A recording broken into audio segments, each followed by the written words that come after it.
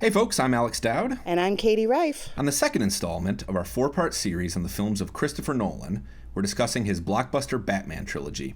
We'll get into those films and their legacy and how they've held up today. Welcome to Film Club.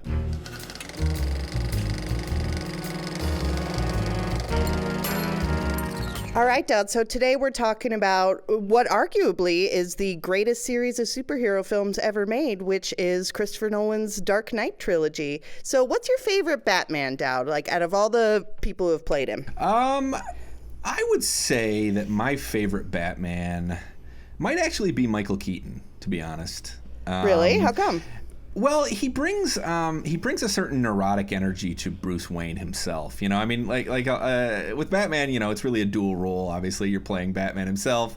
His sort of his approach to the actual vigilante Batman is he has a slightly whispery. His voice is a little more whispery than the Bale version, obviously. But we'll talk about that later, buddy. Yeah. But I've always liked Keaton's kind of neurotic energy. He sort of comes across as somebody who has some social adjustment problems, which one would imagine that a billionaire who dresses up as a bat at night would have those. So there are aspects of the Burton films that almost feel to me like a quirky romantic comedy when it's Wayne, you know, and I've always really liked that.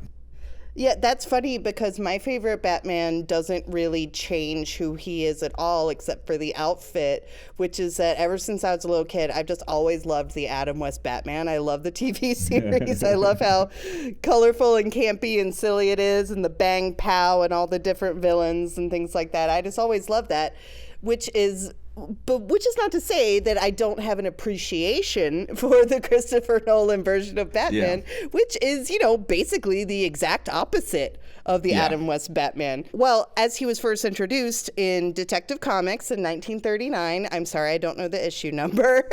I'm sure someone listening does. But Batman originally was a dark and brooding character, you know?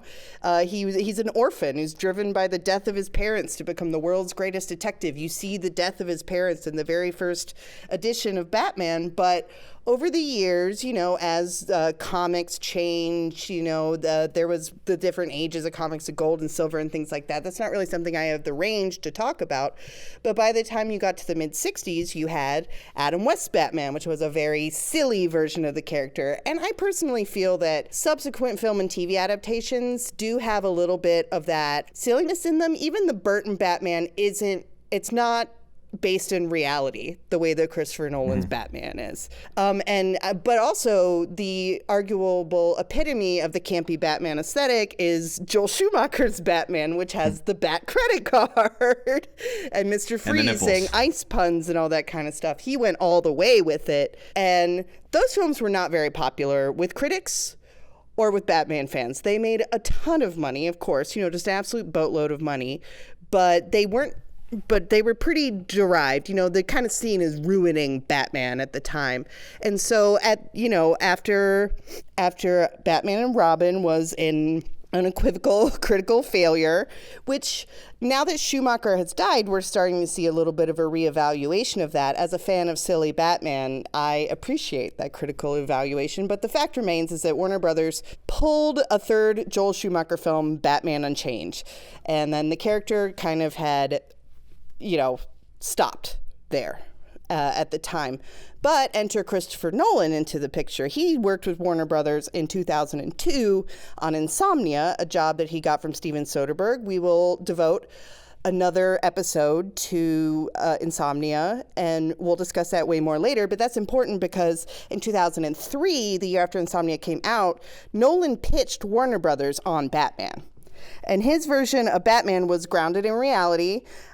Here's how he described it in a 2018 interview with Variety. He says, "Yes, it's a superhero, but it's based on ideas of guilt, fear, these strong impulses that the character has. Bruce Wayne doesn't have any superpowers other than extraordinary wealth. Really, he's just someone who does a lot of push-ups," which is funny. In that sense, he's very relatable and human. And so, you know, when you take Christopher Nolan, who, as we talked about last week, on last week's episode, has a lot of noir aesthetics in his work, and make him more grounded Batman, which for the story of like you referenced out, the story of a tortured billionaire orphan who spends his nights engaging in hand-to-hand combat with street criminals, that means that he was going to go dark with it. And I would argue that it works. He's able to pull off this sense of realism in a comic book superhero story that does give these films some level of gravitas to them. Would you agree with that? Yeah, I mean, I would absolutely agree with that. I think the films do work for the most part. I mean, I have some individual issues with each of them, really, which we'll get into, I think. But I think the approach works. I mean, Batman, in the entire history of the character, there's been an ebb and flow to the degree of grittiness brought to this particular property. I mean, Batman, he might have been conceived as a dark character, but there's always been something kind of silly about him. I mean, he is a guy who dresses up as a bat, Yeah, and he fights like cats and penguins and all these different animal characters. It's silly. Yeah. So you've seen over the years, you've definitely seen filmmakers and I think even comic book writers sort of wrestle with the degree to which they can play with the darkness of that material. Yes. Some of them, like Frank Miller, for example, in the 80s, had took the darkness of Batman probably about as far as you could go, where you're really pushing this character into new levels of extreme behavior and new levels of extreme psychology. Mm-hmm. Yeah, and I think that, if anything, the Dark Knight trilogy is similar to Frank Miller's 80s work, like The Dark Knight Returns. It draws on a lot of the same themes, although I think that maybe Miller's work was a little bit more self-conscious about it. We'll talk about it later when we talk about The Dark Knight Rises, but one of the main themes in Miller's work that does show up in Nolan's trilogy is the idea of Batman as a fascist. He's a billionaire who decides what's best for everybody, and he handles it himself, and the public has no say in it. Right. yeah, definitely broaches that aspect of the character. Miller obviously has never, I don't think has ever really treated that aspect of the character critically. No, he kind of likes it, is the problem with Frank Miller. He likes the whole fascism thing. That's the problem with him. He's proven himself to be a big racist post 9/11 as well. He's definitely a problematic character. For sure. The Nolan films, I think, are a little bit more ambivalent about it, but not entirely. Yeah, so I think we've just seen with Batman as a property, we have seen a kind of constant teetering between the light and the dark side of this character. Even talk about the Burton films, which looked in 1989 when Tim Burton's first Batman came out. That film, sort of the reaction to it was that it was a very dark take on Batman, at kind of as people were looking at it as almost a response to the Adam West Batman. Post Adam West, Right, it was so radically different than the TV version of Batman, the other screen version of Batman that was so popular. But I mean, if you look at them now, the Burton films, especially when compared to the Nolan films, they have a campiness to them as well. Exactly. You know, exactly. I'm super interested in the way that there's these films kind of end up being a response to each other, because you talk about the Schumacher ones, Batman Forever and Batman Forever and Batman and Robin, which were made in the late 90s. Those films were seen as so Batman Returns had kind of underperformed a little bit, at least relative to the first Batman, and the Warner Brothers idea was, we need a Batman that's not so serious. That actually is a little lighter in tone. So it's funny to think of to those films as course correcting away from Burton, and then to think of the Nolan films as course correcting away from Joel Schumacher, you know? Yeah, it seems like you just see this pendulum swinging back and forth between the two. But the upcoming Batman film with Robert Pattinson seems like it's going to take a very noir, detective, dark and gritty approach as well, which I would argue is a sign of the cultural impact of the Dark Knight trilogy.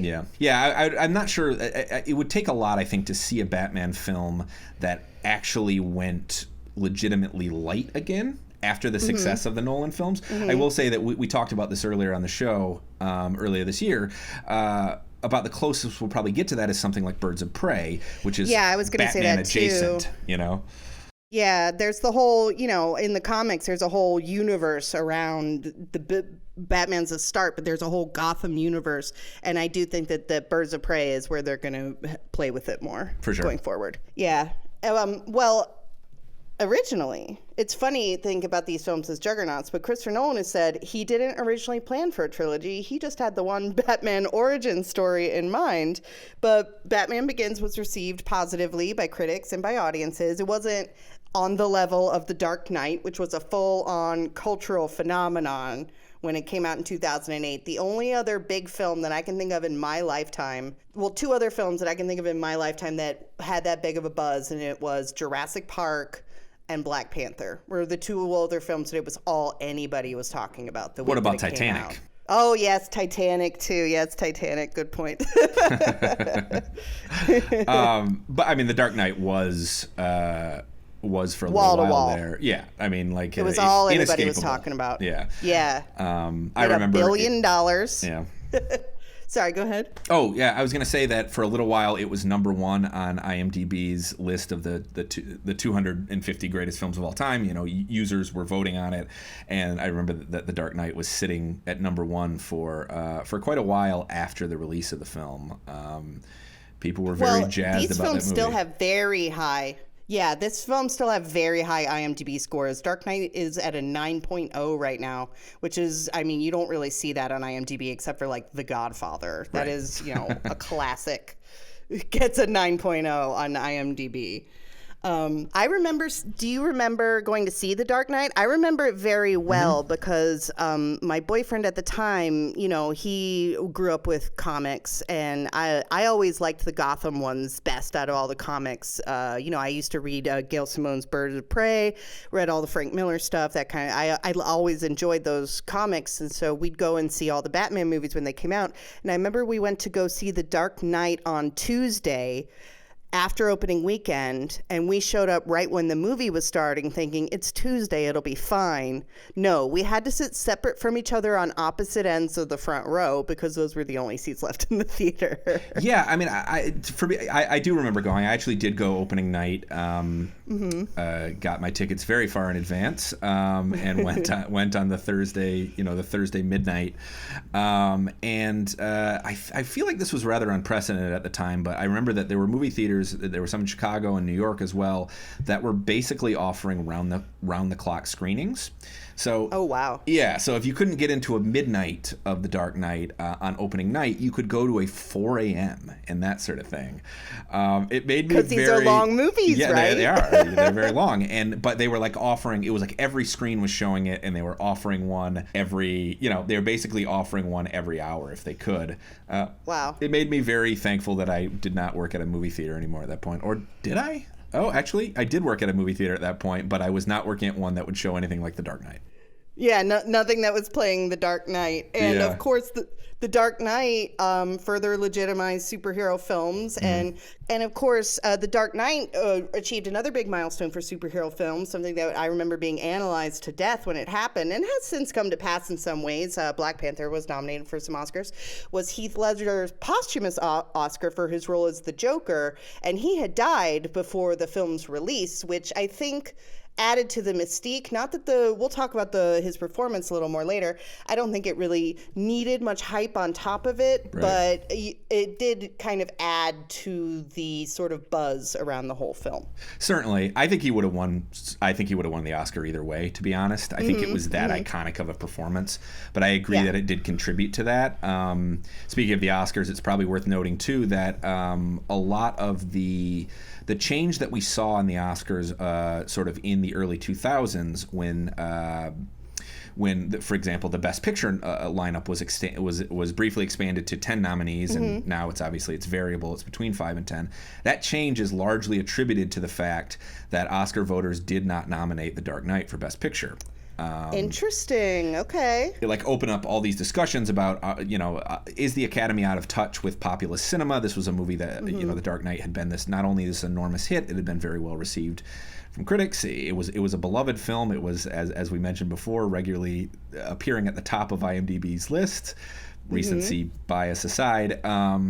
And when the Academy failed to nominate it, when the other slots there were filled by films like The Reader and Frost Nixon, movies that are not made to sustain the test of time, one might say. The question was sort of like, what is it going to take for the Academy to recognize something like this? And it was decided that the lineup would have to be expanded to 10 nominees in order to accommodate something like The Dark Knight. More populist cinema. Yes. Or very briefly, they entertained the idea of a Best Popular Film award. That would basically be a block, you have your real best picture and then your best blockbuster picture, which I'm glad they scrapped that idea. Me too. I mean, I don't want to go off on a big aside about this, but making $1 billion worldwide is its own reward. Like, I actually don't think we need to worry too much about these movies not being up for awards. I mean, if awards have any value, it's pointing people in the direction of movies they should see, and nobody needs to be pointed in the direction of the Batman films necessarily. So yeah, I mean, I feel very similarly. All the talk about legitimizing horror, I'm not a huge superhero movie person. Probably the Batman ones are the ones I know the most about, and even then I'm not an expert. But I feel similarly when people talk about legitimizing horror. It's kind of like, awards are nice, but if you don't get one, that doesn't mean, you're worthless. There are other rewards to be had. And in this case, it was $1.8 billion worldwide. Exactly. Yeah. But yeah, with that kind of reception, just hit on all levels, fan favorite. People started dressing like the Joker right away. The Joker really took off as a cultural phenomenon. Following this movie, you had the Oscars, the critical acclaim, the big box office. It was inevitable they were going to make another one. It would have honestly been shocking if they hadn't made a third Batman Dark Knight trilogy film after The Dark Knight. And that is 2012's The Dark Knight Rises, which made a lot of money, but didn't make nearly the same kind of impression. I remember going to see this one on opening night. Yeah, no, I definitely did too, and I remember being disappointed with it at the time, me too. actually. But I think we'll talk more about that later on in the show when we're sort of going through these individually. I would say that I think it's worth talking about the influence that these films have had overall, because we talk about the Batman films as helping to legitimize comic book cinema, and they were in some respects, especially the second one, was received with a degree of there was a degree of prestigiousness to it, sort of put upon it by great reviews and by its just general acclaim for it that a lot of comic book cinema had not seen at that point. No. I don't know if we see something like Black Panther without Nolan's Dark Knight trilogy. That being said, I don't know how much. I think that Nolan's work on the Batman films has been influential to blockbuster cinema. I don't know how influential it's been to superhero movies, though. Yeah, I think, I think that there's another big factor at play here that we're not really talking about, which is the Marvel Cinematic Universe and its whole house style that it has. And the simple fact that they have a house style means that that's going to be a huge factor in the genre as a whole, whereas these are more, creator-driven stories. For sure. I think that's a good point, because I think in some respects making something like... I mean, we've seen over the last few years that achieving what Marvel has pulled off with its this expanded universe is not an easy thing to do. At the same time, I think operating with a formula of sorts, which I think a lot of the Marvel films do, is easier than doing what Nolan pulled off with the Batman films, which is creating, I would say, films that both fulfilled their obligations as franchise blockbusters and kind of operate as idiosyncratic, for lack of a better word, auteur films. So with these films, I think they weren't made completely free of the sort of conventions of superhero cinema, and I think that the big factor to point to there is David S. Goyer, who co-wrote the stories on all three of the films, and he's done a lot of superhero work, and he's continued working with DC. He, for example, wrote the infamous in our circles, Batman v Superman: Dawn of Justice. So Yeah. I think that kind of shows that these, like you said, these weren't made outside of the obligations of blockbuster filmmaking, but compared to something like a Captain America film, it did have a lot more room to put an individual stamp on them as a trilogy, and also each film as a whole. For example, when Nolan talks about the films, he describes each one of them as, he sees each one of them as a different genre, as opposed to calling them all superhero films or action films. And the same 2018 Variety interview I was mentioning, he says that Batman Begins is a straightforward origin story. In that film, Batman doesn't show up until a full hour into the movie. Yeah.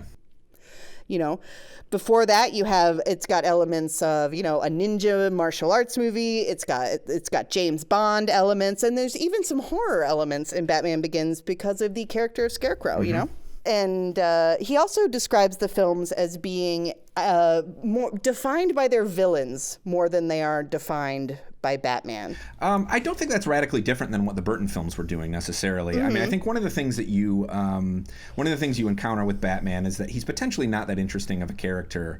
Right. I mean, like he's a rich guy who dresses up as a bat and does push-ups all day, right? Yeah, exactly. Like Christopher Nolan said. I mean, you have to do push-ups all day if you want to be Batman. I love that the movies do show him doing push-ups too. They're like, it's important that you understand They do. this. Yeah. So it's something that the movies, I think, have struggled with since they started making movies from Batman, and I think that they've often compensated by making the villains, but by foregrounding the villains. I mean, I actually remember that in Batman, in Batman Returns, that there was that Keaton complained after the movie came out that he felt that he didn't get enough screen time in the film, that so much of the film was devoted to the Penguin and to Catwoman that he felt like he was being sort of nudged to the margins of his own movie. And I think that's going to kind of just naturally happen when you're dealing with this world, because the villains are so much more colorful than, I mean, Batman is this monolithic figure. I mean, he's literally, he's literally a figure in black, and any contrast you have of that in the form of the villains, they're going to stand out more. And so I don't know if Nolan deserves too much credit for that innovation, because I think I don't know if you would call it an innovation per se. It's just was sort of how he was framing, the storytelling. Yeah. I will say that I do think that Nolan attempts to get into Bruce Wayne's psychology in a way that the previous Batman films had not. And I think that's a lot of the first hour of Batman Begins. Yes, it totally starts with Batman Begins. He really is he really wants to know who Bruce Wayne is and what drives him. And I mean, as you said, Batman doesn't show up for an hour into that film, because we're getting this extended backstory where we're seeing him as a boy, and we're seeing the time he spends being trained under the League of Shadows. It really is an hour of setup before Batman even shows up. Yeah, and that I think, some of the things that he points to in Batman Begins as like explanations for some of the more like comic booky aspects of Batman's character, like they make a point of when he's training with the League of Shadows, saying that theatricality is part of a ninja's toolkit, and I'm like, okay, that's why he wears the costume. All right, like fear and theatricality, I'll give you that movie. And the whole Batcave is traced back to, in a rather psychoanalytic kind of manner, to an incident as a kid when he falls down a well and it is attacked by bats. Yeah. Batman Begins is really interesting to me because I think on one level it so clearly is meant as a course correction from the Schumacher Batman films. Like it is designed from the bottom up to be like, we're going to take this character in this world seriously. None of that camp bullshit. It's like going to be a very grounded take on Batman. But I mean, the thing is, number one, it's impossible to do a truly grounded take on Batman. As we talked about earlier, I mean, this is a fundamentally a comic book fantasy world. So you get a lot of that tension in Batman Begins, where I feel like you're seeing him try to make it sort of as grounded as he can, while it still is operating as comic book silliness in its own way. I think the other thing about it, though, is that in retrospect, looking back on that film, having rewatched it this week in preparation for this podcast, there actually is a lot of there are vestiges of the Burton/Schumacher era in it. I actually don't think Nolan really. I think Nolan, in the same way that Following was kind of a dry run to Memento, I think that in a lot of respects, Batman Begins feels to me like a dry run to the two he made after it. Interesting. I mean, he claims that wasn't his intention. Right, which is interesting because the movie feels so much like... I mean, maybe this is an origin story problem in general, because to me, Batman Begins feels so much like a protracted setup. It feels like we have to introduce everything, you know? Oh, yes. It feels a bit long that way, honestly, to me. You know, every single one of these movies is 2.5 hours long. But yeah, Batman Begins, because it takes its time getting where it's going. I respect that it's doing that, but it does feel a little bit long to me, this film. Yeah, I mean, it's a little overstuffed. I mean, I actually think that the middle one is the only one that, to me, doesn't feel like it might be trying to do a little bit more than it can. Right. I mean, so Nolan has borrowed from lots of different sort of popular Batman texts throughout his run. I think there's a lot of Miller's Year One in Batman Begins, you know, this idea of Bruce Wayne first getting started as Batman, but that's I mean honestly, that's only one part of its architecture, because we get that's you know, there's like one section of the film that's about him becoming Batman, and it has to do a bunch of other things too, you know. Yeah, I think that throughout it, though, the theme of fear and like managing and harnessing fear and the psychological aspect of it, which, you know, it does play so heavily into the setup, I think that carries through into the story when you get into the more cops and robbers superhero part of the story. For sure. I do think it has a thematic backbone that, like, if you go back and watch the Burton films, for example, those movies are not... I mean, I personally really like Batman Returns, for example. I think those movies are a lot of fun. Those are not movies of ideas, necessarily. No, not really. You know, that's not really Burton's whole thing. These are movies that are, sometimes one might say even to a fault, married to these thematic ideas that they're applying to the Batman world, you know? Yeah, like the plot of Batman Begins is overstuffed, but I think thematically, you could even say philosophically, to be honest, I think that it's the most streamlined in that respect, even if the plot is very overstuffed. That's probably true. But there are elements of it that still feel to me a little bit like a 90s comic book movie. I mean, we talked earlier about the changing face of Gotham. You were saying that they recast, you know, I mean, the second film was shot in Chicago, famously, and has a lot of Chicago architecture in it. I was complaining about this off mic, about how they moved Gotham to Pittsburgh. Then in the third one, they're shooting in other locations, so it doesn't have quite the same architectural identity. That's true of the first film, too, though. I mean, in the first one, we get we get the Narrows, which is this, it's sort of the slums of Gotham, and there's also this CGI train that sort of whips around the city. These are aspects the monorail. The monorail. They abandoned the monorail. Completely abandoned it. The most awkward moment in all of Batman Begins is when he's describing his plan that involves the monorail, and it's a very long chunk of exposition, and it's delivered with a lot of seriousness, and by the end of it, you're just like, okay, yeah, the monorail, and they just throw that out the window. It does not come up again. No, I mean, because his conception of what Gotham even looks like changes in the second one. In the second one, he decides it's basically Chicago, and he's like, I want this to feel more like a real city, because in Batman Begins, there is still an aspect of it where you watch it visually and conceptually. I think Gotham is still a little bit of an unreal place in that film. Like it is in the Burton films. Exactly. So that's sort of this vestige of an older take on it, even as he destylizes certain elements. I mean, Batman Begins has long sequences at Arkham Asylum, and I have never seen Arkham Asylum look so much like just a normal hospital as it does in Batman Begins. You know? I have a question for you, though. Something that rewatching Batman Begins that sort of that I got a little hung up on. What exactly is the timeline in terms of era for these films? Because at the beginning of the film, we're seeing Bruce Wayne as a child. We're sort of reiterating Well, actually, not actually. At the very beginning of the film, it's worth noting that Batman Begins, like a lot of Nolan's other work, is chronologically nonlinear, so it jumps around a little bit. But we get a whole portion with Wayne as a boy, sort of setting up his fear of bats and his parents being killed, which we have seen in like every Batman movie over and over again. And you see in this film too. Yep, you do. Less of a. I have yet to see it, but I very much respect what I've heard about the Teen Titans Go movie, where they make a joke out of Batman's parents getting killed. That's I funny. think that's good for them. But my question is, like, so we see him as a boy during this time, but Gotham looks the way that it does now. Like, it looks the same as it does. So what era is it supposed to be in? Because if there's a monorail zipping around the city, it honestly looks like 2000s when he's a 10-year-old boy.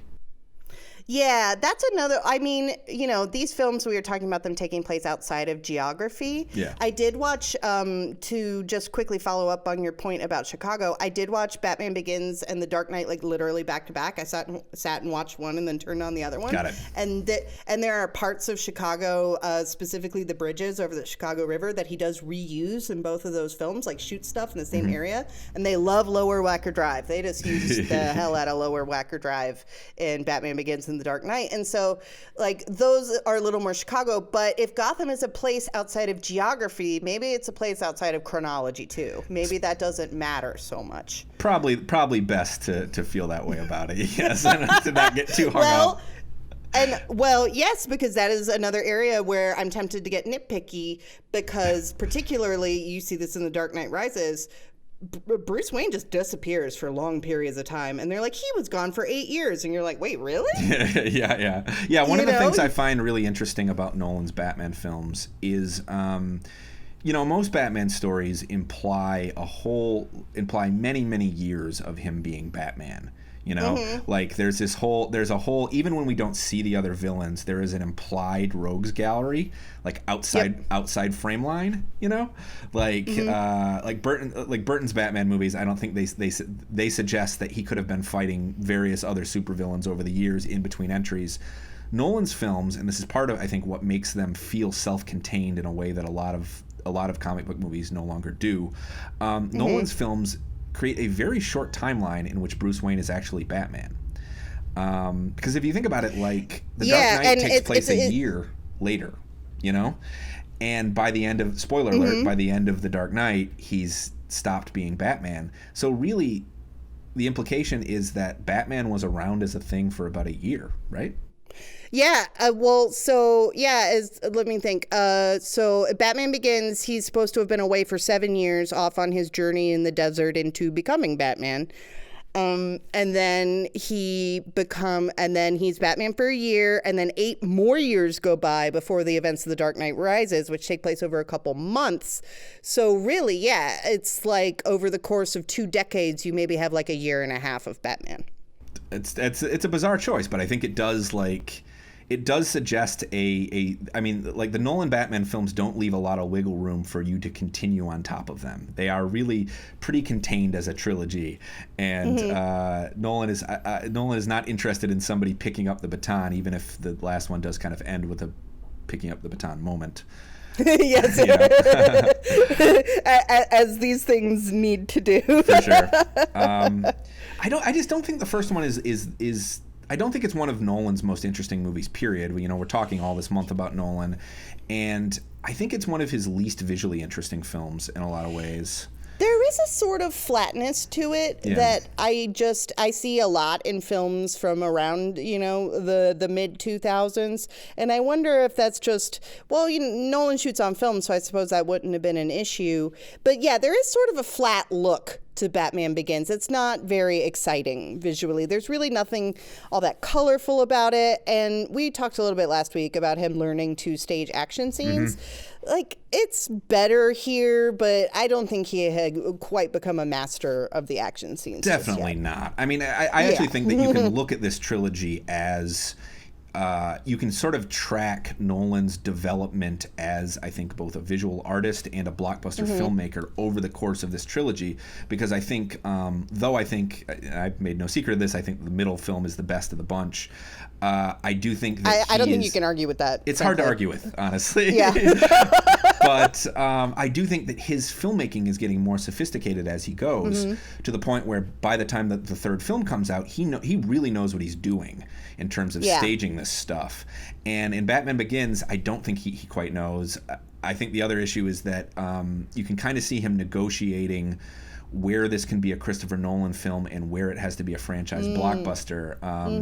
You mentioned Goyer earlier, David S. Goyer, his co-screenwriter on the film, and a lot of this movie feels as much like a Goyer script as a Nolan script to me. Well, one thing I will say about Nolan and work he took to the big sandbox right away. I think that it's a very Batman Begins is a slick movie. I think he really just picked up the gigantic blockbuster budget and ran with it right away. Sometimes you see directors who fumble a little bit when they go from an indie movie to a big production, but Nolan definitely took the ball and ran with it. That's true, but I think it would take another movie for him to kind of make Batman his own. Is there a cool action scene in Batman Begins? I'm not sure there is. I like the scene when he blows up the League of Shadows, when he blows up Ra's al Ghul's house. Okay. That's a cool scene. Okay. I found that unmemorable, personally. I don't find any of the action. It's what came to mind. Yeah. And even Batman has this rule: no guns, no killing. But here, I find it slightly anticlimactic. The demises of the two villains, like Scarecrow, is defeated quite easily by Katie Holmes, Rachel Dawes' character, but that's supposed to be kind of a punchline that Scarecrow really isn't that scary of a villain without his hallucinogenic fear drugs. But even Ra's al Ghul's death, a spoiler alert, I suppose, but it's like he drives away in a truck, and then the truck blows up, and it all happens over here, away from where the majority of the action was taking place. And he's on the train, right? I mean, they're on the train together, and Batman says, and then he crashes into a semi truck, I believe.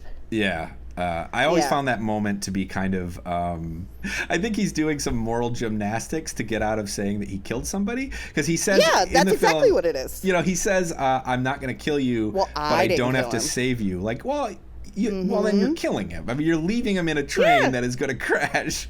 Like, let's not split hairs here, Batman.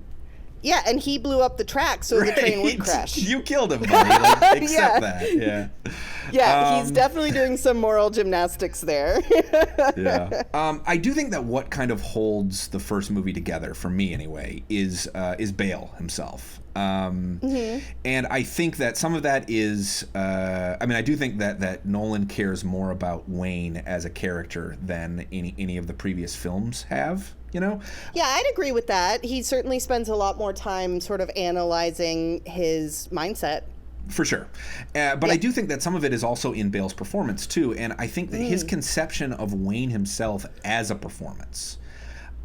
These movies get into this idea that whenever so Rachel Dawes, the character played by Katie Holmes in the first film and later played by Maggie Gyllenhaal in the second one, she has a moment towards the end of Batman Begins where she basically lays out this idea that's by no means new to Batman mythos, but is interesting to see in the film. This idea that the mask he's wearing is Bruce Wayne, that Batman is the real him. And I think it's interesting the degree to which Bale commits to that idea and commits to Wayne as, it's almost like he's doing, whenever he's playing Wayne, at least when he's playing Wayne in public, he's playing him as this kind of, he's doing this performance as a spoiled rich scion, to cover his tracks.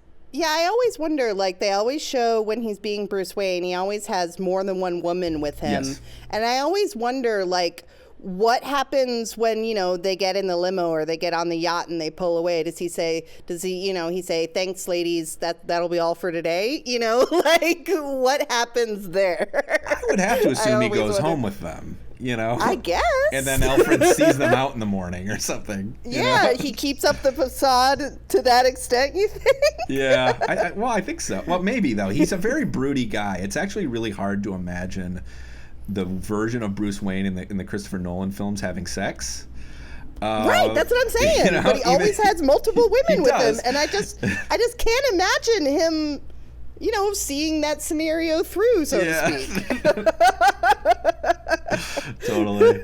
Yeah. There's even a sex scene in the third film, sort of. And I just, this Batman seems too dysfunctionally driven by his obsessions to, I don't see how he carries on a romantic relationship. Listen, at the very least, he gets up in the middle of the night and she wakes up in the middle of the night and he's not there and she thinks he's in the bathroom, but he's not. He's down in the Batcave tinkering with something. Yeah, exactly. Minimum, that's what happens. I want to add, though, I did look this up because, we were talking about continuity or the lack thereof visually between these three films. Apparently Katie Holmes was offered the role in The Dark Knight and she said, no, I'm good. She didn't want to take the role. So that wasn't. Yeah, that was her decision, apparently. People I think are a little hard on her performance. People really trash her performance in Batman Begins. I think she's fine. I mean, I don't think it's She's fine. That character isn't. That's not the most rewarding role. It's not a particularly complex role. Right. Yep. Jinx.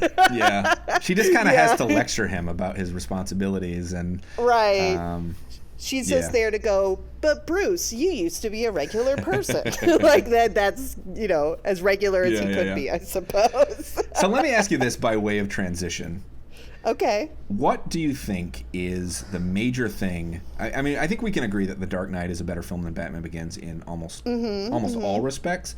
But what do you think is the major thing that The Dark Knight has going for it that Batman Begins does not?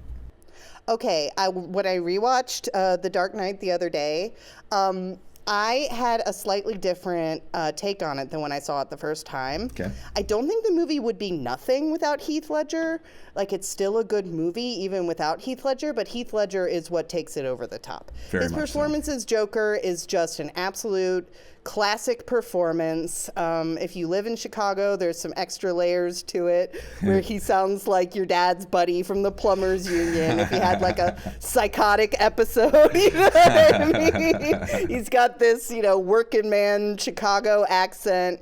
And honestly, every single scene he was in, you can't look at anything else. He just commands your attention the entire time he's on screen. And the scenes where he isn't on screen, I was personally sitting there being like, ooh, there's another Joker scene coming up. Totally. I actually kind of think of it as, I think it's a performance kind of in the league of Anthony Hopkins in Silence of the Lambs. Mm-hmm. He doesn't have a ton of screen time. I think that if you string together all of the Joker scenes, it's probably less than 20 minutes, I think, of screen time. That's wild because it's such an outsized impression in my mind when I think about the film. It is, but he's not in it that much. I mean, he, because he shows up sort of towards the end of the first act, basically. And, we first see him in the opening scene, which I think is the first sign that this is going to be a much different and, I would say, more accomplished film. I remember seeing that opening scene. They were using it as a kind of extended preview. They were showing it on IMAX screens, and I was seeing I Am Legend, the Will Smith film, and they were just playing that entire those opening 7 minutes or something. Oh wow! As a preview? As a preview, yeah. Cool. And it was talk about getting people excited to see this movie because the Michael Mann influence you talked about is so there in that first scene. Including with the appearance of William Fichtner, obviously, who's in Heat as well. Yeah, there's a lot of recurring actors in, the casting in these films, I think, is great. Yeah, for sure. That's been constant throughout all the Christopher Nolan's films we watch, is that the casting is just great. And, so it's interesting because I will admit that when The Dark Knight came out, I had not seen Heat yet. And then I saw Heat after I had seen The Dark Knight, and I was like, oh, I see where he got that from. For sure. It's very Michael Mann. I agree with you 100% that Ledger is the thing that takes The Dark Knight over the top. I will say that part of that, though, is also just the fact that the movie has the Joker. It's actually rather... This is one influence that I think that Nolan's Batman films have had on comic book cinema is saving the significant villain for the second film, which you didn't see a lot of for many years. Lex Luthor shows up in the first Superman film, Magneto is in the first X-Men film, and every damn X-Men film after it for some reason. That's a topic for another day. Yeah. But they saved the Joker for the second film, and I think that's smart in a lot of ways, but I think in one way that's smart is that there would be no room to really do that particular character justice with everything else that Batman Begins has to do. It's almost like the villains. Yeah. I mean, I hate to go back to Batman Begins, but another issue I have is that I think Scarecrow is a cool villain, but the movie barely has time for him.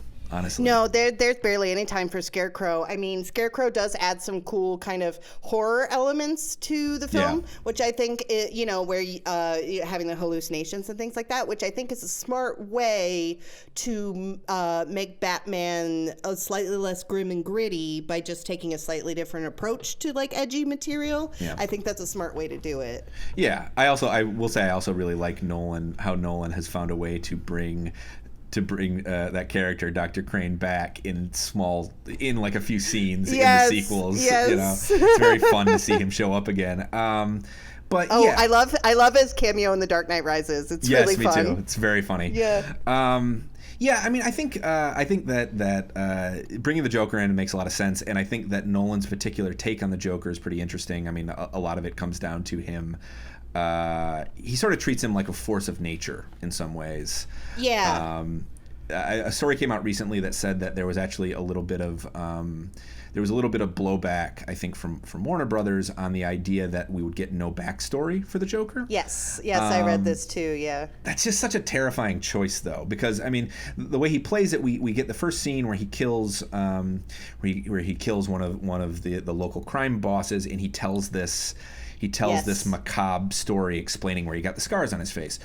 He tells 3 of them over the course of the film. He does, and it's not until the second one where when he's at this party and he's threatening Rachel Dawes that we realize that the backstory itself is a put on. That he's kind of making, and in a way, it's like the movie is actually making a joke about the entire film that preceded it, I mean, like, we had an entire movie that was an origin story of Batman explaining how he came to be, and the Joker basically tosses off the mere notion of an origin story in a couple of fake stories. Well, let me ask you something. I think this might be a little bit out there, but do you think that even having the character of the Joker and how he always goes, why so serious and all that kind of stuff, do you think that that's Nolan having a little bit of fun with the very like stone-faced seriousness of the series itself? Maybe, to some extent, I think. I mean, certainly I think the Joker as a character looks at this serious world and gets a laugh out of it, Right, but it's such a serious interpretation of the Joker that I'm not sure that my theory's fully baked. Yeah, that's the thing. I mean, this version of the Joker that we see in The Dark Knight is not funny. I mean, he barely makes jokes. He's scary. Yeah, I mean, he's a little funny here and there, but in the darkest way possible, I would say. He is very scary. Yeah, I mean, he really does play him as somebody who I mean, he's a homicidal maniac, and I've enjoyed previous interpretations of the Joker that have treated him as this sort of born performer. In The Dark Knight, he's basically just a terrorist in some ways, I mean, he's just chaos incarnate, and like his idea of a joke is one of my favorite scenes in the whole movie, because I remember gasping when I saw it in the theater, was when he says, "Do you want to see the pencil trick?" And then he smashes the pencil through the guy's head. Yeah. And speaking of the scary bit, there is a moment in this movie where like Ledger really pushes the performance. There's a part in the movie where he's kidnapped a guy who, goes around impersonating Batman, and he kidnaps him, and he's doing a video, like a hostage, like you said, a terrorist, like a hostage video. And there's one part where the guys are looking at him, and he goes, I'm going to do a voice here, "Look at me." And the way he does it is so scary. Yeah. It's truly, like, terrifying. A piece of trivia about that scene that I've read, actually, is that was the first thing that Ledger recorded as the Joker. And wow. Yeah, he had been like kind of working on the character, and they had been coming up with ideas for him visually, and he recorded that scene, and that was the first thing that anyone saw of him as the Joker. And man. I can only imagine seeing that and being like, oh yeah, we made the right choice. Because people were really, when it was announced that Ledger would be playing the role, people were really skeptical of that. Like, really? I don't know about this. Yeah, I mean, he, in the same way that, I mean, this happens with comic book casting all the time, and there's a history of it in Batman films too. I mean, people wrote in to complain about Michael Keaton being cast as Batman back in '89. There was like a whole write-in campaign. This was obviously before the internet, really, And people were really skeptical, I think, of Ledger, because Ledger had never done anything as an actor that suggested that he could be as diabolical as he needed to be as the Joker. So it was such he pulled it off. Yeah, it was such a jolt of electricity to see him in that role. I really do think he deserved that Oscar. Yeah, no, he did. And yeah, just like his physicality of the role and the way that he keeps playing with the scars on the side of his face. Yeah, like sucking his face. Oh man. Yeah, like drawing attention to the scars is such a creepy little detail. And I mentioned it earlier, but I really like his Chicago accent. This film is very grounded in Chicago. Like you said, Nolan is embracing it as a city. The other thing that really struck me is how many lines from this film have kind of become pop cultural proverbs, like the idea of some men just want to watch the world burn. People will say that not referring to Batman. It's like an idea of someone who's a pure chaos agent. They'll use a line from The Dark Knight to describe a certain phenomenon. Yeah, totally. Yeah, I mean, I think that's how deeply this thing has ingrained itself into the sort of pop culture consciousness, you know? Oh, deeply. Yeah. Certainly you wouldn't have seen Joaquin Phoenix's Joker without this movie. Certainly not. Oh, no, definitely not. I mean, yeah, I think this definitely laid the ground for that. And it's interesting to see that now two actors have won have won an Oscar for playing this character. Sorry, Jared Leto, you weren't one of them. Oh, Jared Leto. It's okay, buddy. He got an Oscar for Dallas Buyers Club. He did. He's fine. He's doing fine. He's doing fine. I look at this thing and I just think that the extent that it benefits from being a middle child, you know, because it's unburdened by the setup that Batman Begins has to do, and it doesn't have any need to be conclusive either. I mean, the last film was wrapping up this whole trilogy. I mean, it's the longest in the series as well. And in The Dark Knight, you get the sense that Nolan is confident enough to do what he wants with this character, with this world, and he gets to play in this world he's created. And man, does this movie move, you know? Like, I feel like after that opening scene, after the opening bank robbery, the thing just moves like a lit fuse, you know? Yeah, it's basically like this film. I wouldn't call it a series of set pieces necessarily, because the plot is a strong through line throughout, but it just goes from set piece to set piece to set piece, this big action scene to big action scene, just nonstop. Yeah, beginning to end. It's surprisingly brisk for something that's as long as it is, you know? I really think that Nolan, too, was starting to master the art of coming up with these iconic shots as well. He was really, he sort of, in a way that he does not in Batman Begins, he was really thinking almost in terms, I think occasionally, of panels in a comic or something. Because there are images, that are sort of locked in my brain from watching this film.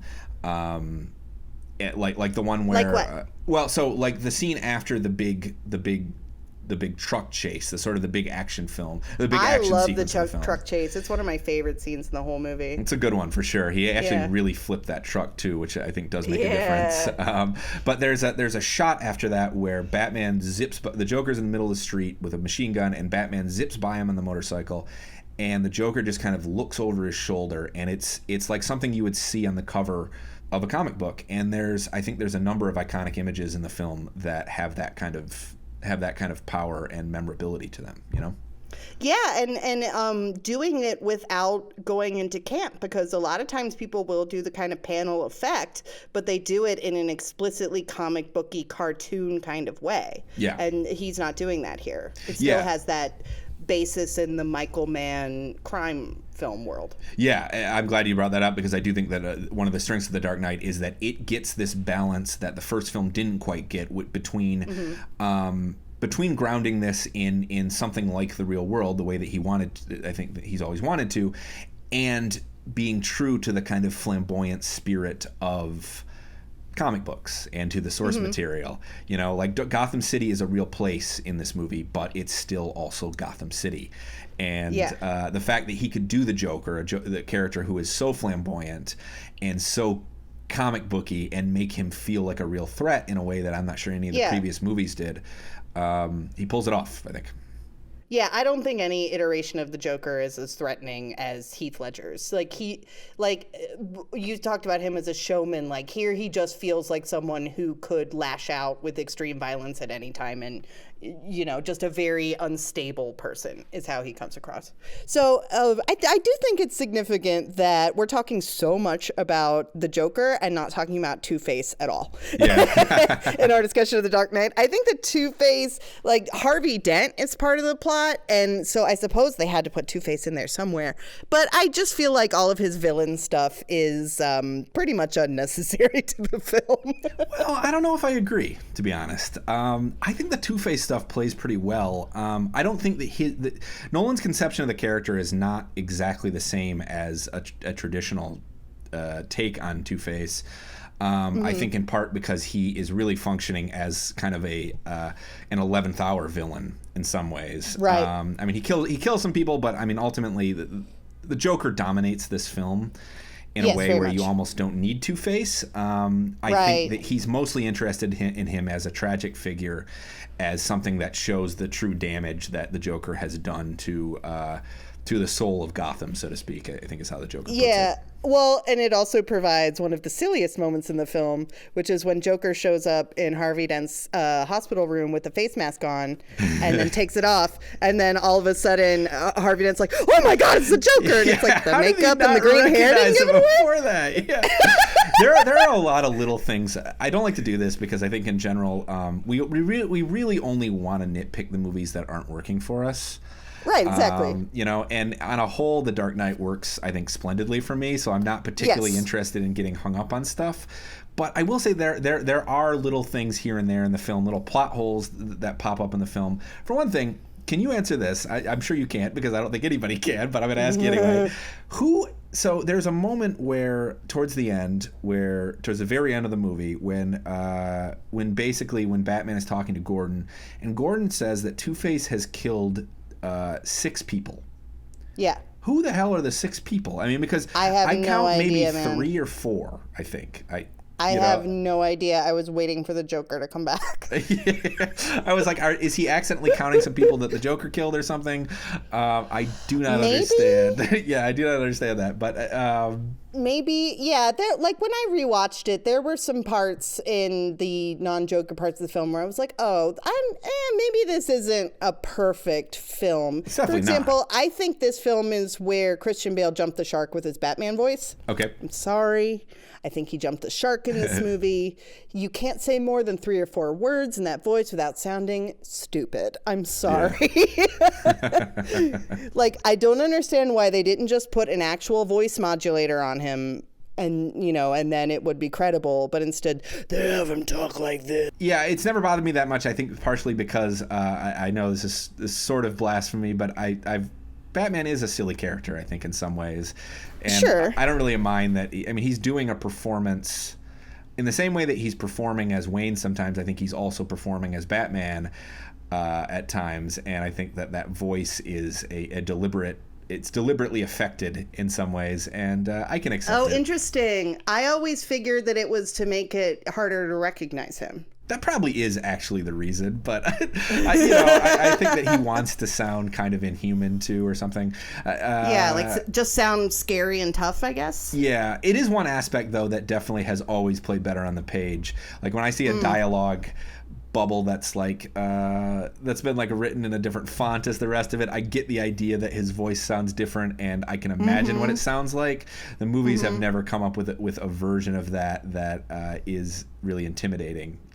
Yeah, I think what it is, honestly, is just that, as I mentioned up top, I really do think that these films, you can kind of goof on them a little bit for being so self-serious, but I think that the films really do pull off the gravitas quite well, considering the subject matter. But there's just certain times when the movie brushes up against the silliness, comic book silliness, that it just... like it really stands out because the rest of it is so grounded in reality. Yeah, I was actually when I was rewatching Batman Begins this week, I was watching it with someone who does not like superhero stuff really. And there's a scene where he's standing, he's he's like perched on this back balcony. It looks very much like a balcony in Chicago.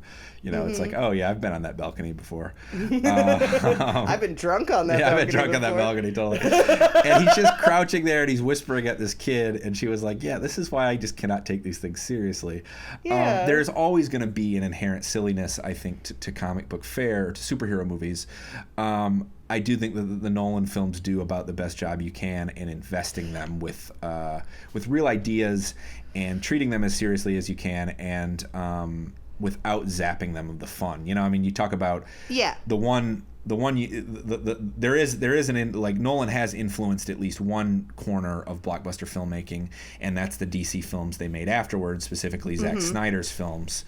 I do think that Nolan manages to toe the line between I'm going to take this material really seriously and it not getting so oppressively dark and grim that it sort of spills over into self-parody. Oh yeah, it's definitely like a really tricky tonal exercise that he pulls off remarkably well. Yeah. Well, speaking of big ideas, I think that The Dark Knight Rises is a film that engages with some big ideas that hit a little bit differently for me rewatching this than it did when I originally saw it back in 2012. Well, it came out in the days of the Occupy movement, and you have the villain of Bane who wants to take down all the billionaires in Gotham City and return the city to the people. And, you know, of course, he's a bad guy, so he's going to kill a bunch of people while he's doing it, and Batman must stop this. But, you know, watching it now in the current climate, there was a part of me that was like, let's just hear Bane out a little bit. Let's just see what Bane has to say. Yeah, I mean, more so Catwoman though. More so Selena sure. Kyle. Yeah, I think she's kind of she a middle ground. She seems downright reasonable. Yeah, she's kind of a middle ground between them, and I think a pretty sympathetic figure in that respect. You're right that the movie does end. The movie ends with a billionaire leading a bunch of cops against a populist uprising. You know. Yeah, who are explicitly branded in the film as thugs and criminals. Yep.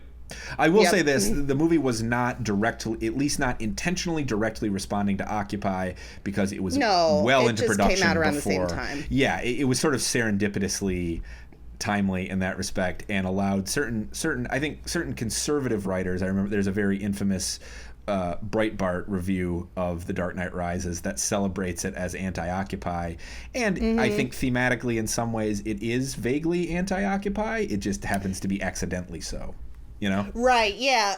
You know, we made a reference earlier to Frank Miller and the fascism in Batman, and I think in Dark Knight Rises, when it starts to engage with these sort of like bigger ideas about basically how to run a society, is when Batman starts to look a little bit more fascist, you know? Like, you see a little bit of this in The Dark Knight with the whole idea where Batman has to take the fall, and that means that he's going to make the decision for everybody. Also, there's his whole surveillance device that he uses, which, given the timing of that film coming out in 2008, there are certain unsavory ties to, say, the Patriot Act and to the government's surveillance of U.S. citizens. The movie does kind of end up, even though it has Lucius Fox, the character that Morgan Freeman plays, the kind of Q of the Batman world, even though it has him sort of as a voice of dissent against it, saying, I'm going to quit if you use this thing, it still ends up being instrumental in catching the Joker. So the politics of these films have always been a little dodgy. A little more conservative or right wing, you could say. Yeah. And we were talking about the death of Ra's al Ghul in the first one, and how Batman's kind of tying himself in moral knots. He ties himself in moral knots in The Dark Knight by using the device, but then destroying it after using it once. Right, exactly. Yeah. It's okay to use it once if your intentions are good. You know, it really does kind of. If it's the Joker, you can violate everybody's civil liberties, and that's a theme that does come up again in The Dark Knight Rises. Selena Kyle, Catwoman, played by Anne Hathaway, she brings up, surveillance and everybody knowing everything that you're up to because of your phones in that film. That came out in 2012 when smartphones were beginning to become more ubiquitous. Totally. I do think there's a little bit of dialogue in these films. I mean, I think ultimately they're actually kind of ambivalent about a lot of their political ideas. I think that literally having characters voice concerns, I think, is at least the film's way of trying to cast a shadow of a doubt over some of over some of the more conservative ideas. Yeah. I think when you're looking at a giant blockbuster like this that's been made by a corporation, I think looking for a coherent political ideology in it can be a bit of a can be a bit of a fool's errand, you know. Yeah. But I agree that the optics of it, very least of the ending of this film are not wonderful in light of recent events. Well, it's a perfect example of like intent versus interpretation, right? Yeah. You know, they might not have intended it to read that way. There was no way they could tell the future or what was going to happen in 8 years. But 8 years later, you watch it and you're like, so Batman's defending the stock market, huh? He comes out of retirement to defend the stock market. Okay. I mean, they might not be able to read the future, but they could read the fucking present. I mean, That's true. I mean, it's not like cops weren't bastards in 2012, you know? Right, and there had just been a big bailout of the stock market a few years earlier. Exactly, yeah. Mm-hmm. Yeah. So, I don't know. Yeah, and that's baked into the character, too, to be honest. Like we said, yeah. Frank Miller dealt with it long before, Christopher Nolan started taking over the character. So, I don't think it reflects in any way Nolan's personal politics or anything. And, it is what it is. I don't think it's bad. It's just, it was just kind of, I don't think that, these movies should be condemned because they, at times kind of flirt with this fascistic idea that, one guy knows what's best for everybody and everybody else never even needs to know about the decisions that he's making. I don't think, I'll say this too. I think that Nolan does attempt throughout these films to create a little bit of a dialogue about it too. He has people who kind of serve as devil's advocates occasionally. People who, I mean, Rachel Dawes, for example, is somebody who in the first two films exists to basically challenge Wayne on some of his ideas. She has a scene in The Dark Knight where she's saying, we can't put power into one person's hands. That basically is fascism. And throughout the series, and even in the third one, once she's gone, there's this idea that people keep bringing up that Wayne does not need, Alfred brings it up in the third one, I think. Wayne does not need to put on a suit to help Gotham. He's filthy, fabulously rich. He could put money into, it's the idea of transforming society instead of beating up criminals, and I do think the movies at least graze that idea in as much as you can in a Batman movie. We don't actually want a Batman movie where he doesn't put on a suit and beat people up. That would be very boring. Right, exactly. You've got all these elements at play. You've got, the demands of a blockbuster where it cannot be, a Jean-Luc Godard film that engages very seriously with serious philosophical ideas. It's a blockbuster action movie at its core, but it does acknowledge it, and it does have those sort of counterbalance characters, like you said. And usually how they do it is towards the beginning of the movie, Bruce Wayne will be out somewhere at dinner with people, and they'll be discussing the Batman. Yes, there's a dinner. There's like a dinner table discussions about Batman that come up throughout the series. Yeah. Yes, it happens in the second two movies at least. Yeah. I will say that this one has grown on me a little. I remember being pretty disappointed with it when it came out. I went to the midnight of it, and feeling that it was kind of bloated and overstuffed, and it felt to me more self-important than the previous film. I know that was that was kind of a complaint people have had about all of Nolan's Batman films, but it actually started to stick with me a little bit with Rises, which just right. I mean, the last 45 minutes of The Dark Knight Rises is just relentless, and I think it does get a little tiring. But the film has grown on me some, and I think a lot of that just has to do with its craftsmanship and with the level of ambition. I do kind of admire Nolan for wanting to pay off a lot of the themes he set up in earlier films, to really look at this fundamental idea of Batman as a symbol and as a concept. And I mean, there's the other unifying factor, which is that all of these films have been about the idea of Gotham and can you save a city? Can you save a society that's become as decadent as by implication America itself? I think he is trying to grapple with those ideas. Well, what's interesting about, you talked about dragging a little bit. Rewatching it, this movie didn't drag as much for me as it did the first time I saw it. Okay. I found it pretty engaging beginning to end. I had a no trouble. I didn't really check my watch throughout the whole movie, and it's 2 hours 40. I think for me, my biggest thing with it was that when you put the Batman voice next to a villain with a silly voice, whew.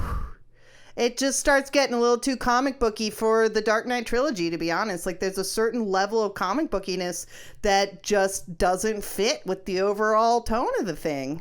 I don't know. I think that Hardy is scary as Bane. I do. Okay. In a much different way than Ledger was scary as Joker. I mean, he can beat your ass. Like, he's very muscular. And just the level of kind of occasionally quiet intimidation, because I mean the Joker is this, even Nolan's version of the Joker is a very big character, and it's funny, Bane is big, I think, physically, but he's not a character who for a lot of the movie he's kind of scary calm. I mean, we meet him in the first scene when he deliberately crashes the plane to set his plan into motion, and the voice is silly in its own way, but it's also distinctive. I mean, I don't think I've ever heard a villain in a movie sound the way that he sounds. And there's something to be said for that, I think, that he is. And people have been doing impressions of it, Gotham is yours for like that for the was years since. ubiquitous. Yeah. And I think partially that's because he has created a voice for this character that is fundamentally distinctive.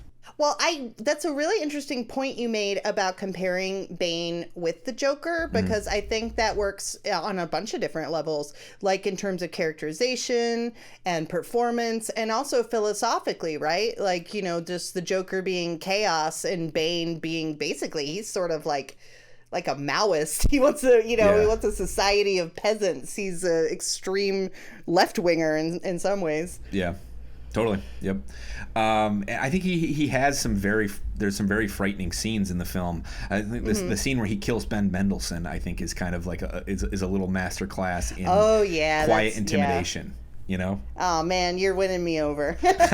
Just the way that he sets it, it's just such a physical performance too, and he figured out the way this guy should move, the way he holds his hands on his coat, and just the gesture that he does in that scene where he kills Mendelsohn, where he just puts his hand, it's so intimate, he just puts his hand on his shoulder, and it's so intimidating. And he knows it's over. Yeah. He knows it's over. What's interesting is in this film, I really like the secondary villain. I like Anne Hathaway as so good. Catwoman. She's really good. Yeah. I think poor Anne Hathaway gets a bad rap, man. I think she does it. I like all of her performances, and she's really good in this one. She is. Talk about physicality. She keeps doing these. I'm sure there were stunt doubles involved, but she keeps doing this kind of gymnastics move, and there are some full body shots of her where she does it, and so I don't know how they would fake it. There's one shot where it's a little thing, but she's getting off of the bat cycle, the motorcycle, and she gets off of it by just kind of swinging her leg all the way over in almost a 360-degree turn, and it's like, girl, how did you do that? Yeah, she plays up the physicality of Catwoman a lot too. The slinkiness and totally. the flexibility. Makes her a gymnast. This is not a movie that has a ton of Batman and Catwoman scenes, a lot of action with them. No. But there is one scene that I really enjoy. It's when she's going to take him. Actually, it's a lead up to another, what I think is another pretty terrific scene, but the one where she's taking him to find Bane, and they're walking through the sewers, and she is kind of acting as the lure. She'll walk around a corner to draw them to Batman, basically. And the movie has a certain kind of fun that this series in general doesn't necessarily have a lot of, where you're kind of playing off of the dueling physicalities of these two characters.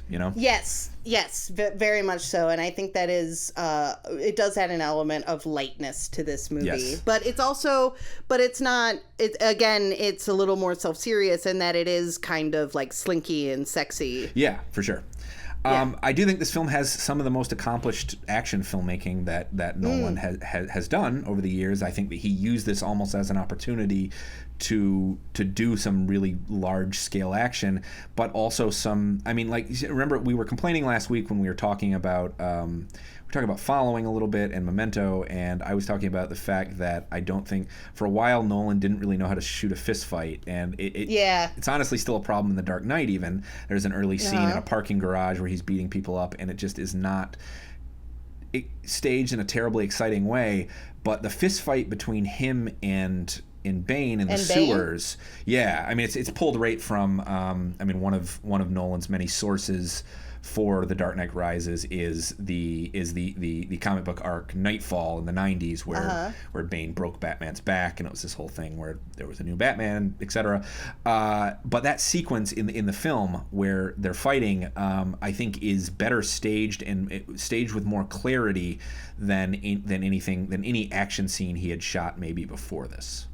And I would say more impact because it looks really painful. Yes. You know, like you feel the pain, the crunching of the bones and things like that. I Totally. think that comes across a lot more in that scene than it does in earlier fistfights in the series. Well, and it's upsetting to see Batman lose. You know, I mean, Yeah. we I But think he has to. Yeah, I mean, I rewatching this today. I actually rewatched this today before we recorded, and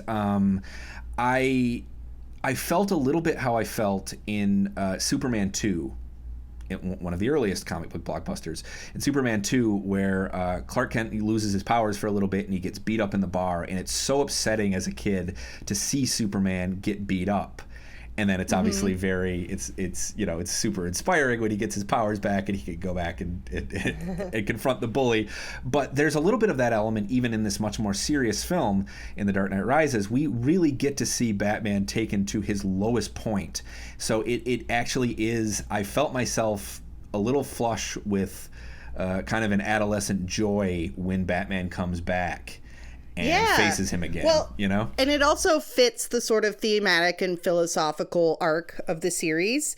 You know, like this tension that we were talking about earlier, the sort of political tension between Batman as the lone protector and like the whole society. And it's like, what happens if you take Batman out of the picture? Like he has to be humbled a little bit lest he become this fascist dictator. Yeah. I mean, I really do think that some of the imagery in this is really strong too. The whole sequence where Bane is blowing things up around the city, including the football field, is nightmarish in a way that I don't think this series has. It's like something the series has not offered before. And I was, as much as I find the last 40 minutes of this film to be a bit much, I do have to admire, at least on an abstract level, the sophistication of the cross-cutting and the way that he is following 3 or 4 different threads at the same time. I mean, that'll become a mark of Nolan's work. Obviously, the purest payoff of that is Dunkirk, but it really, like, The Dark Knight Rises is sort of an early. He's showing what he can do with cross-cutting and the degree to which he can keep several lines of action going at the same time.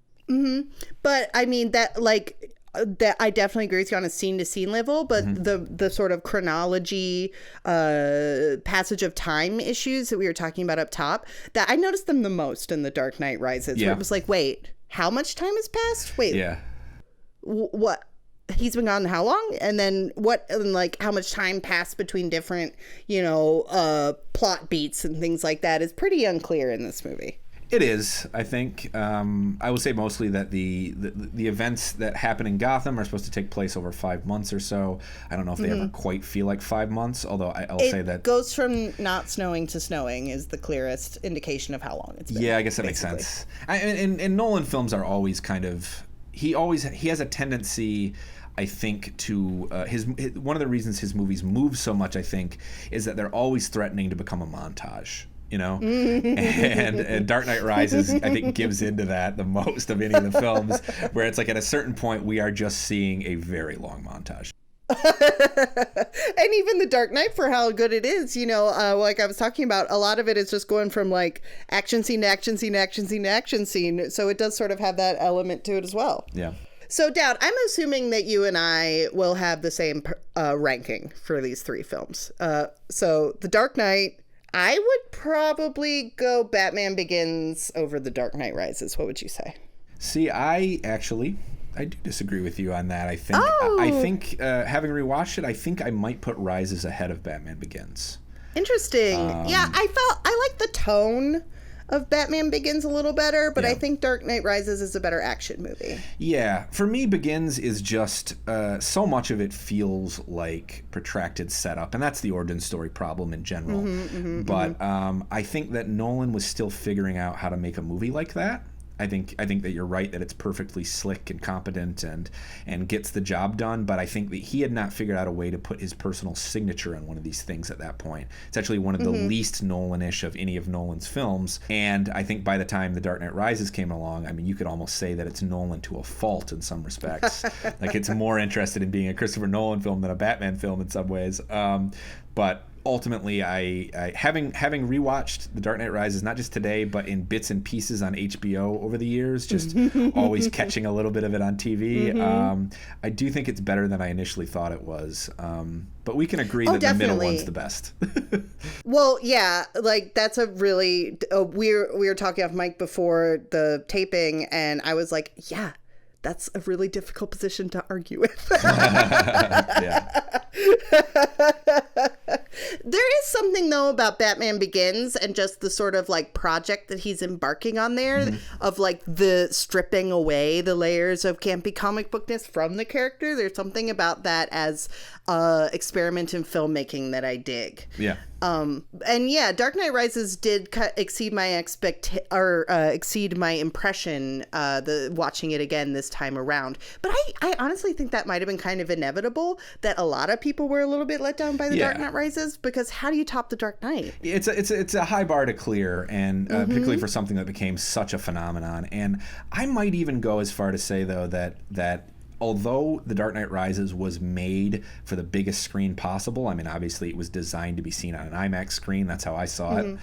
I think it might actually play a little bit better on TV, where it's a little bit less overwhelming. And I do think the ability, I don't normally make this case about movies, which I generally think benefit most from being seen in one sitting, but having watched The Dark Knight Rises in pieces over the years, I do think it actually is deceptively suitable for catching some of it on TV, because there are so many highlights in it. That is a rare endorsement from you, indeed. Yeah, I don't normally say that, but I do think that it just with the number of striking images in it and the number of sequences that work on their lonesome, even if the whole is a little messier than the other films, I do think this is one that can sustain being seen out of order and being watched in parts here and there, you know? And there's something very Christopher Nolan about that, honestly. Yeah. Well, that's all we've got for you this week on the Dark Knight trilogy. All three of those films are streaming on HBO Max if you'd like to revisit them. In the meantime, please rate, review, and subscribe to Film Club wherever you get your podcasts. This week's episode of Film Club was hosted by me, Alex Dowd, and by Katie Rife. It was produced and edited by Carl Blumberg. Our sound mixer and finishing editor is Seth Hafer, and our motion graphics designer is Julie Mullins. And please join us next week for the third part in our Christopher Nolan series. We'll be talking about the two films Nolan made on either side of Batman Begins, his work-for-hire remake of the Norwegian thriller Insomnia, and his passion project about dueling magicians, The Prestige. Thanks for listening. See ya!